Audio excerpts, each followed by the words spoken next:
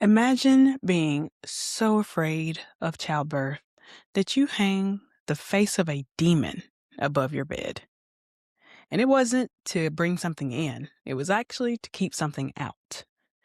And I know that sounds really crazy, but stay with me because in ancient Mesopotamia, pregnant women and infants had something greater to fear than death itself. It had a name, it had a face, and it had one hell of a reputation. And its name was Lamashtu. And she was absolutely to be feared. And the thing that people used to fight her with was a demon. Pazuzu. Yes, if you know what I'm talking about, that Pazuzu. Exorcist, anyone? Yeah. However, this ancient Pazuzu was way worse. And he wasn't just some Hollywood demon or lore. He was actually a weapon. And he was one to be feared. And Lamashtu and Pazuzu, they didn't like each other. So, my friends, tonight's question is, how bad does this monster actually have to be for you to ward it off with a demon? Because I thought demons were kind of the top tier fear, right? Well, I guess we'll find out a little bit more tonight. Stay tuned.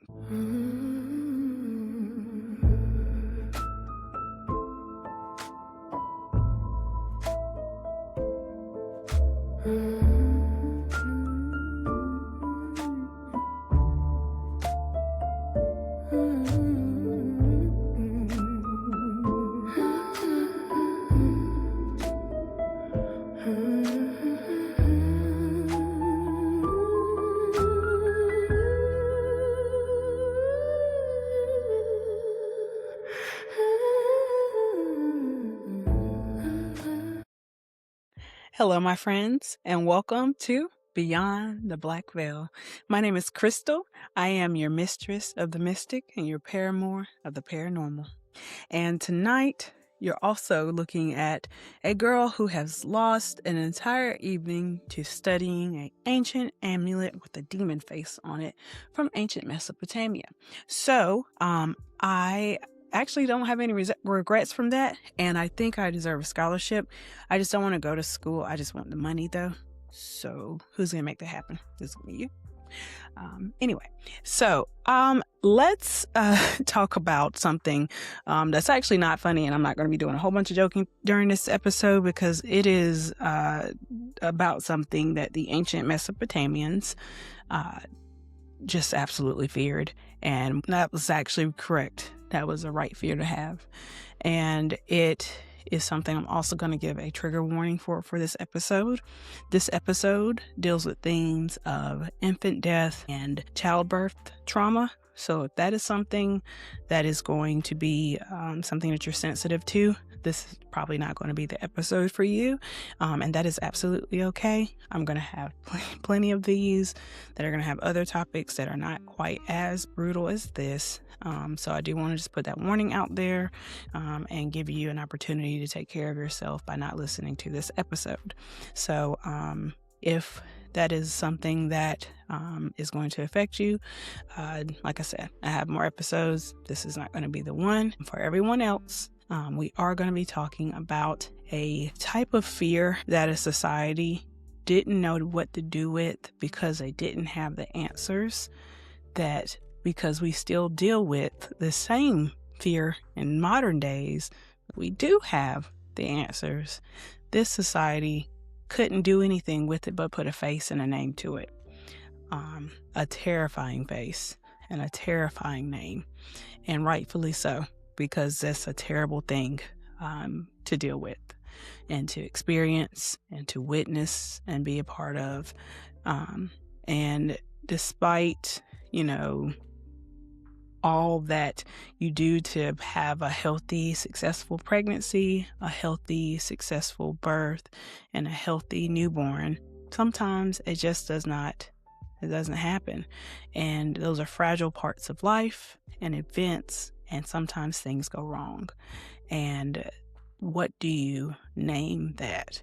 what do you do? Because you feel helpless. And when you don't have any labels to put on it or a reasoning behind it, it strips hope.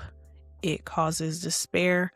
And what we'll talk about tonight in ancient Mesopotamia and those that this affected, they were able to do what they needed to give it a name. And when it has a name, it can be dealt with, it can be fought against, and that ability to do something, to drive action, actually gives you hope as a society.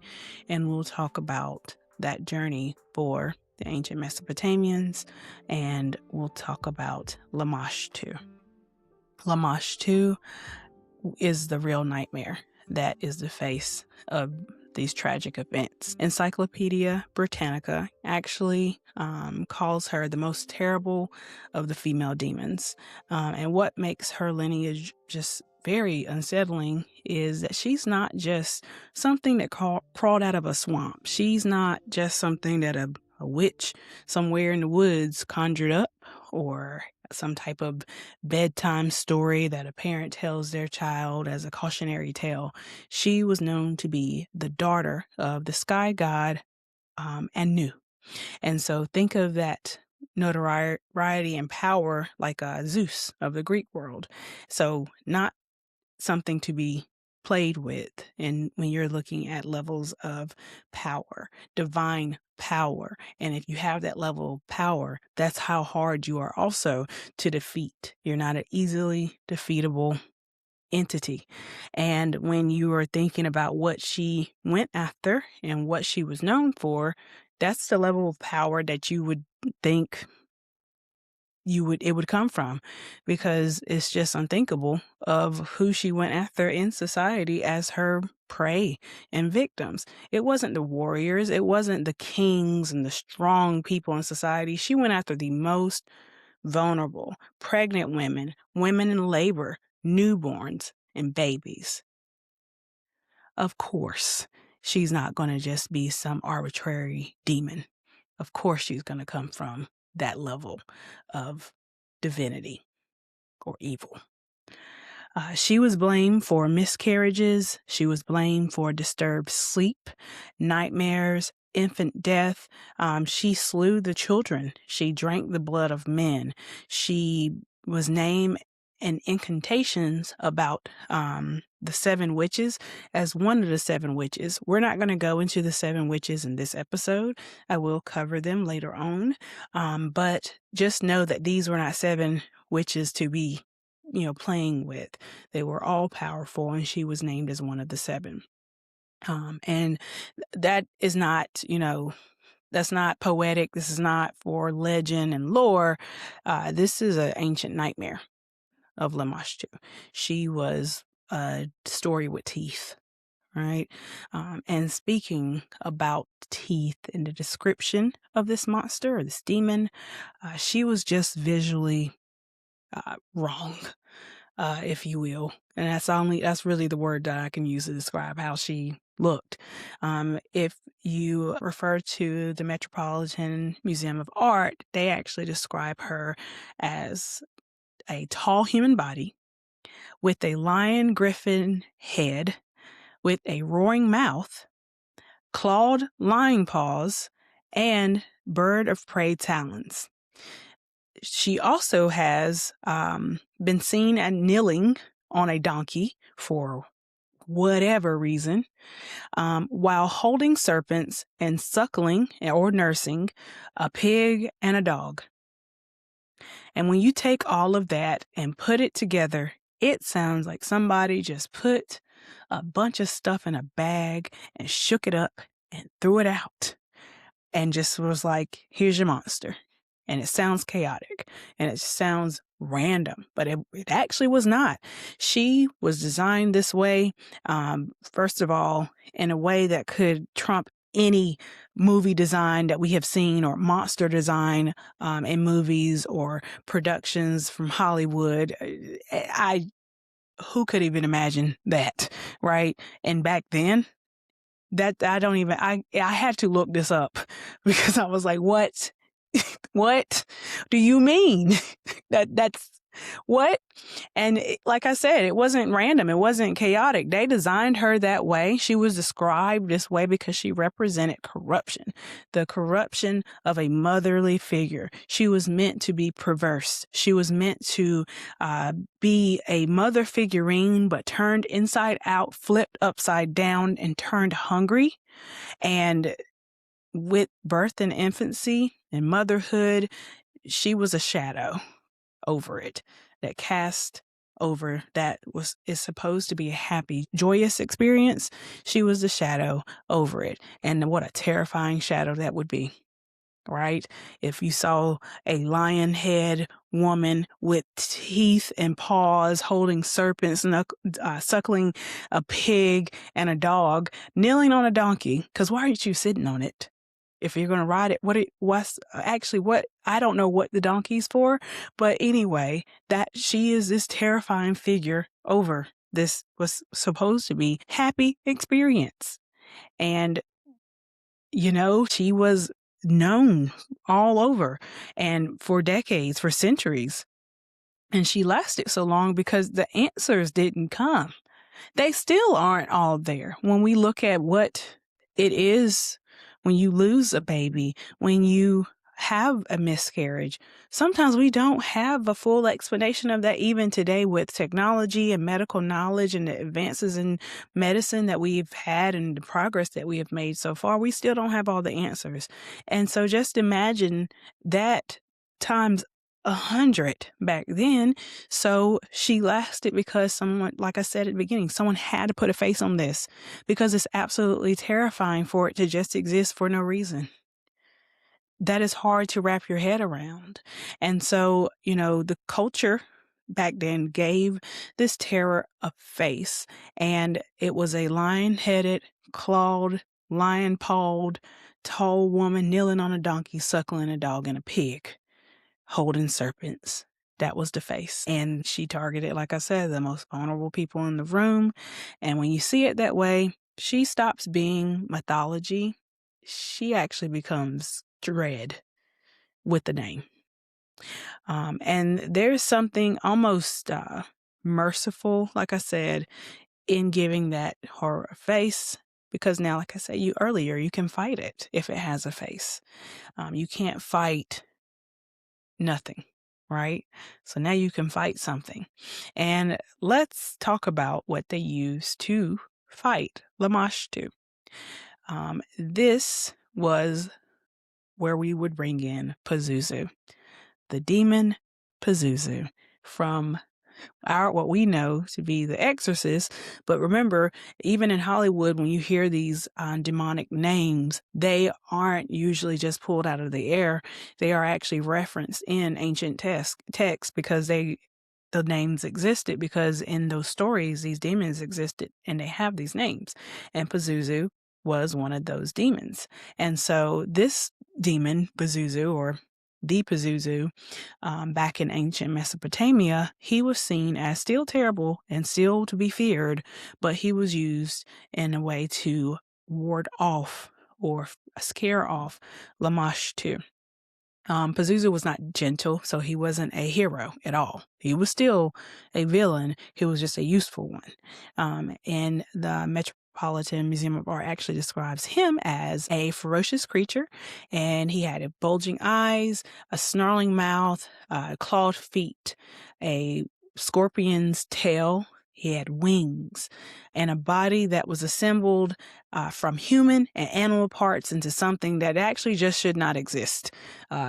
Not that the description of Lamashtu should exist either, but that's actually one of the things. Like, you don't even know kind of really what you're looking at here, because he was just a culmination of body parts from humans and animals, and he was also equally visually terrifying. He was the king of the wind demons, and his domain was cold, disease-carrying winds from the mountains, and he brought illness, and he was, by any measure, a demon, but also a monster. And yet, his face was hung above and near laboring women, and his image was worn as an amulet, and his gaze was aimed outward towards the door, towards the person wearing the amulet outwards, and it was because, like I said, he was what was worn or put in place to ward off Lamashtu. And in Near Eastern supernatural stories around these beings, you know, it's not necessarily a thing of good and evil. I've referenced good and evil, but it's not necessarily a concept. Back then, it's just they had these attributes, and those attributes were either feared or not. And I think those are the categories that maybe you can sort it in as to be feared or to be praised or desired for, more interaction with. And both of these demons and monsters, Lamashtu and Pazuzu, were of the ilk of fear, but it's almost like Pazuzu was in that middle where he is to be feared, but he was to be feared but used against Lamashtu, if that makes sense. And so, like I said, because there's not a good and evil, they could be directed against each other almost in a force versus force type setting, where Pazuzu was still frightening, but he was also protective. So a to be feared, but also will protect because this is bigger and worse than Lamashtu. And, it's not angel versus a demon. It was a demon versus a demon, or a demon versus a monster. It's one horror creature aimed at another horror creature. And so when they are aiming at each other, you know who they're not aiming at? A mom, a child, a baby. They're fighting each other. And so it's almost like they were terrifying distractions from this beautiful experience that allowed that experience of motherhood, childbirth, and infancy, and being a mom and having a baby in childhood to exist, because these two powerful forces were fighting each other. And when you look at the actual objects, when you look at the realness of them, they you had the Pazuzu head, and it was made out of bronze often. And he was hung with this suspension ring around the top. And when you look at what museum curators talk about when they describe it, it says it was hung close to a woman in labor, and it was used, like I said, as protection, and it was pointed outward. That gaze was on purpose. It was designed flatly or in a way where when it did hang, it did not flop around. It was pointed outwards so it could remain on its target, which was to ward off Lamashtu. Same thing with the amulet. When you wore it, it was made in a way where it laid flat to ward off. And so, just taking a moment to just picture that when you look back at, the grand scheme of all of this, it's just weird when you think about you're in one of the most vulnerable parts or in times of your life when you're having a baby. It's often described as being as close as death as you will get. I have a daughter, and I know my pregnancy wasn't a walk in the park. I had my own complications, and some that could have absolutely turned very poorly for me, my health. And I had to go back to the hospital to save my life. So I understand this fear and this terror. So I just could not picture myself, though, putting a demon or thinking to put a demon in my room to ward off that danger. So it's just fascinating to me. I mean, I don't know if that even means anything to anybody. Like I said, there was no knowledge around necessarily what was causing these terrible things to happen, and it was different for each time. And without that knowledge, without the understanding, the technology that exists today and the medical knowledge that exists today, that putting a face to something to give yourself the power to be able to fight back against it, even if it's with something that's just as terrifying as the thing that you are fighting against, it's just it just gives you a reverence for what people will do in desperate times to give themselves or bring hope into the equation. And I just thought it was is something that you all would be interested in hearing. it's not something that is a light topic, obviously.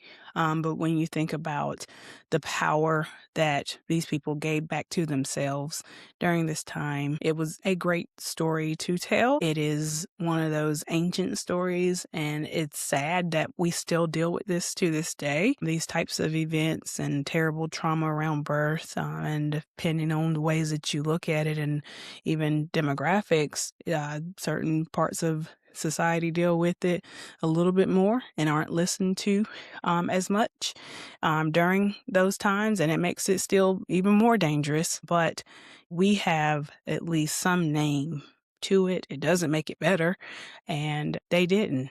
So when you just look back at all of it, it's that power that comes in times of desperation, times of dread, that we can give ourselves, and being able to put a name and being able to fight back against it back then. I think it doesn't go as a light note. It is a triumph for that society, and it's older than religion. It's older than, like I said, written word, and it could be a lesson that in the darkness of what it is, it's actually kind of beautiful. So, like I said, I'm going to be covering a lot more of these ancient Mesopotamian type tales. I'll be going over more of the demons, some of the angels, other creatures within that time period. Not all in like a series. I'll sprinkle them throughout, but you'll hear more on this topic on your own. I encourage you to go and look at some of the stories yourselves, because it's actually a lot of fascinating, and I said like fascinating 4,000 times, but it is truly. I don't have a better word right now. I don't know. It's late in the day. I'm tired. But it's really interesting to read some of the stories and learn about that civilization, a civilization that's older than writing. Like, that is old. And some of the that's the facts that you'll find around it. So go explore the topic, hang out with me for more. I'll have more of these type of episodes where I do research. If you have a topic that you want me to cover and dive a little bit deeper into, send it to me in my email. That is btbvpodcast@gmail.com, or you can find me on my socials at btbvpodcast across Instagram. I'm on TikTok probably a little bit more than I am on Instagram, but I try to cross post as much as possible. Facebook as well. Y'all, my Facebook is dry. Please go add me. Go Facebook, because it is not great. So go find me there. YouTube, please, if you're watching me on YouTube, please follow me. Put the notification bell on so that you can actually see when I post new episodes. Right now, I don't have a cadence that I'm posting on. Right now, I'm just trying to get a bunch of content out over these next couple of weeks so that I can then start promoting a little bit more, and then I'll set up an actual cadence, probably weekly, maybe bi-weekly. It just really depends. I'm going to fill it out as I go. Like I said, I'm very new here. This is 3 episodes in, and hopefully I get better. This is, like I said, my first research episode. I critique myself highly. I'm just always in my head. So whatever, this will get better as I go along. Hopefully just hang out with me for the journey and watching me grow as a podcaster. This is something that I've been wanting to do, but I'm not perfect at it, so I'll learn, and hopefully you stick with me while I do. And if you have suggestions and things that you would like to see from the podcast, any types of maybe like Patreon type events. I don't even have a Patreon up and running yet. Like, I have an account, but I'm not even going to go there until probably way down the line. But things that you might be interested in, it might take a little bit more effort from me. Start throwing those ideas out now, just so I can start, at least collecting them and seeing how I can get those to work. Like I said, I do have an actual day job, so I do have to maintain my time and manage that well. And I'm a mom, I'm a wife, and I have other hobbies. But that's enough of my rambling. Thanks for hanging out with me, and I hope to see you soon, and have a great day.